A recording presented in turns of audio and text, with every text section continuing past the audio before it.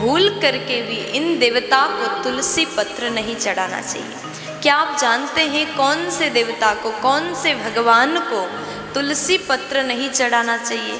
ये तो आप जरूर जानते होंगे कि कौन से भगवान को तुलसी पत्र चढ़ाना चाहिए।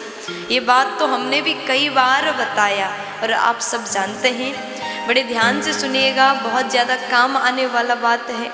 यहाँ से जो भी हम चर्चा करते हैं, अगर आपने इन बातों को सुना और अपने जीवन में धारण किया तो जीवन को कल्याण करने वाला ऐसे उपाय हम आपको बताने की कोशिश हर बार करते रहते हैं। तुलसी जो पत्र है, तुलसी दल का बहुत बड़ा महिमा है। जितना भी वर्णन किया जाए शब्द कम पड़ जाएंगे, लेकिन तुलसी का महिमा खत्म नहीं होता। तुलसी महारानी, जिस घर में तुलसी महारानी हो उस घर का कल्याण हो जाता है। जिस घर में तुलसी महारानी हो उस घर में रहने वाले लोग सदैव स्वस्थ रहते हैं। जिस घर में तुलसी हो, गाय तो आजकल होती नहीं है घरों में, गौशाला में जाकर के कभी कभी हम दर्शन कराते हैं।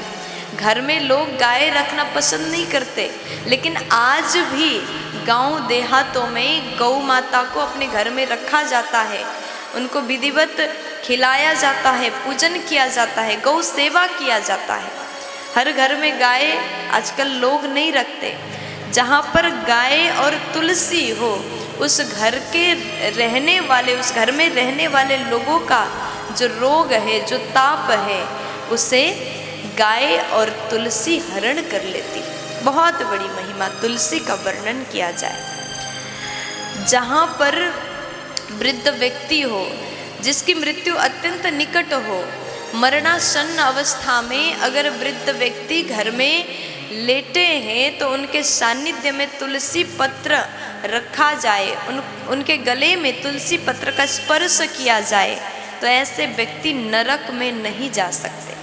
तुलसी की इतनी बड़ी कृपा, इतनी बड़ी महिमा का वर्णन किया गया। अगर व्यक्ति रोज तुलसी माला को धारण करे, तुलसी माला से भगवान का नाम जाप करे, ऐसे मनुष्य कभी नरक नहीं जाते, ऐसे घर में कभी रोग नहीं आता, ऐसे लोगों का अकाल मृत्यु नहीं हो सकता। इसलिए आप भी तुलसी अपने घर में जरूर लगाएं। एक क्यारे में तुलसी लगाएं, रोज़ तुलसी का सेवा करें और तुलसी के सानिध्य में घी का दीपक जरूर प्रज्वलित करिएगा। ऐसा आप करते हैं तो आपका जीवन धन्य हो जाएगा, आपका जीवन सुखमय हो जाएगा, घर में पवित्रता आएगी, सात्विक विचार आपके घर में रहने वाले लोगों के मन में होगा। तुलसी की सेवा जो करता है वो व्यक्ति धन्य हो जाता है। इस लोक में तो सुखी रहता है और परलोक में भी सुखी रहेगा।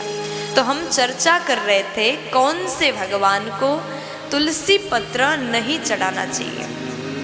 सालग्राम भगवान को चढ़ाना चाहिए, भगवान कृष्ण को चढ़ाना चाहिए, श्री राम जी को तुलसी मैया, तुलसी महारानी अर्पण करना चाहिए। लेकिन कहते हैं गणेश जी को तुलसी पत्र नहीं चढ़ाया जाता। ऐसा क्यों? तो कथा आता है, शास्त्रों में वर्णन है, एक बार तुलसी महारानी तपस्या कर रही थी भगवान नारायण को पति के रूप में प्राप्त करने के लिए। तो जैसे भगवान नारायण को पति के रूप में पाने के लिए जैसे तपस्या कर रही थी, तो इतने में गणेश जी दिख गए। तो गणेश जी को देख करके तुलसी महारानी ने विचार किया गणेश जी ही मिल जाए पति के रूप में। गणेश जी से कहा आप ही मेरे साथ में विवाह करो। लेकिन इस बात से गणेश जी को अत्यंत क्रोध आया और उन्होंने कहा कि भगवान नारायण को पति के रूप में पाने के लिए तपस्या कर रही थी और मुझे पति के रूप में पाना चाहती हैं। हे तुलसी, मैं तुम्हारे इस बात से अत्यंत दुखी हूँ, क्रोधित हूँ और कभी मुझे आप स्वीकार नहीं होगी। गणेश जी को तुलसी प्रिय नहीं है, इसलिए कभी गणेश जी को तुलसी नहीं चढ़ाना चाहिए। तुलसी नहीं चढ़ा सकते तो गणेश जी को कैसे प्रसन्न कर सकते हैं? अगर आपको गणेश जी महाराज को प्रसन्न करना है तो दुर्वा चढ़ाओ। दुर्वा गणेश जी को अत्यंत प्रिय है, अत्यंत पसंद है। रोज़ आप थोड़ा सा दुर्वा जरूर अर्पण करिएगा और लड्डू का भोग चढ़ाएं। ऐसा करने से गणेश जी प्रसन्न हो जाएंगे और आपके ऊपर अनंत कृपा बरसाएंगे। प्यार से बोल दीजिए।